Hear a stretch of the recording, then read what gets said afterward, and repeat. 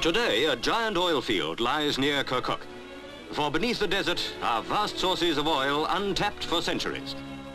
In 1950, the Iraq Petroleum Company began a pipeline from Kirkuk, its destination Banias, 556 miles away. Across the parched desert, British, American, Syrian and Iraqi pipe layers worked side by side with the very latest machinery, much of it specially built for the huge enterprise. Speedily the pipeline grew towards Syria and the Mediterranean. And then, early this year, the last section was put into place and the rich oil began to flow.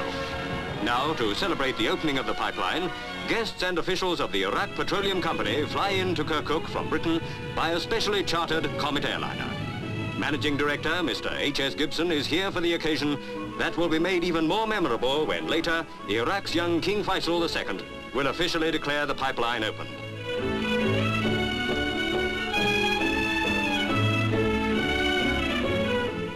During their stay, the visitors who have come from Europe and the Middle East will see for themselves how the Iraqis are making use of their share of the company's profits. New houses and schools, health and irrigation schemes. Such is the wealth that the new pipeline brings to Iraq.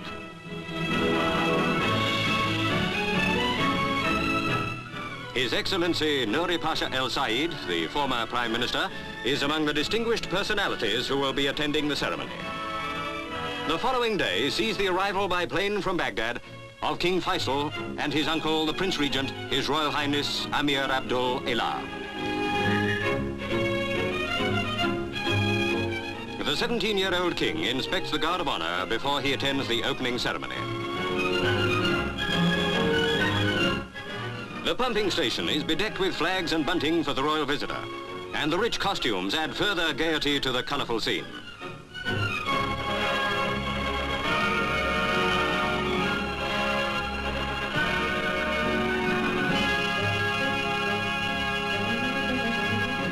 All who are there welcome the young king as he arrives at the station.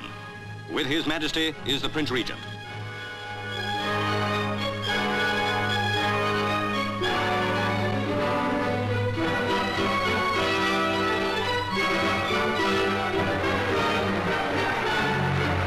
Chairman of the Iraq Petroleum Company, Admiral of the Fleet Sir John Cunningham, is presented to the king.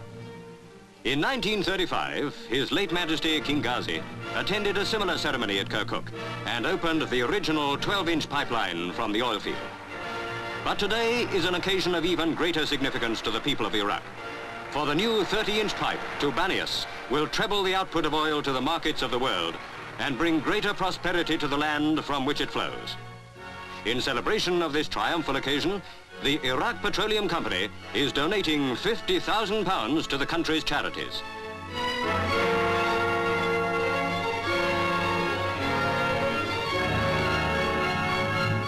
Now the actual ceremony of inauguration takes place, and His Majesty turns the wheel which lets the oil flow through the giant pipeline. Sections of the pipe have been in use for many months. Consequently, it was not easy to fix an exact date for the official opening.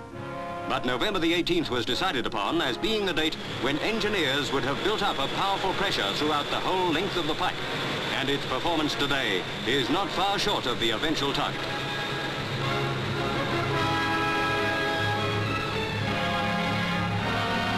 The ceremony is over and the king leaves for the inauguration luncheon.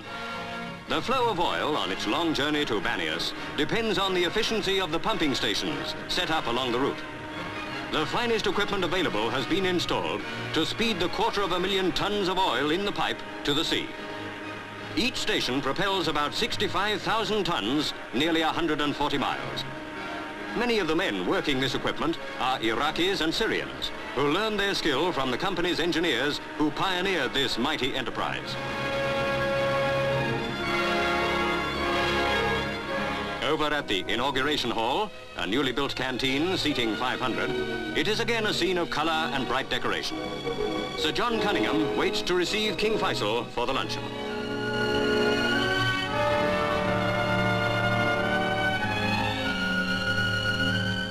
Now the royal car arrives outside the hall. His Majesty's visit to Kirkuk today is yet another example of the goodwill that exists between his country and the Iraq Petroleum Company. At a cost of £41 million, the pipeline is completed. And from Kirkuk to Banias, the oil now flows. 165,000 tons of steel pipe carry the precious fluid that means prosperity to the country from which it springs. Yet, only the scarred earth tells where those riches now flow. Beneath the desert lies the fulfillment of men's dreams. Men of foresight and imagination who thought not of themselves, but of the people their enterprise could serve. From Kirkuk to Banias, to the ends of the earth.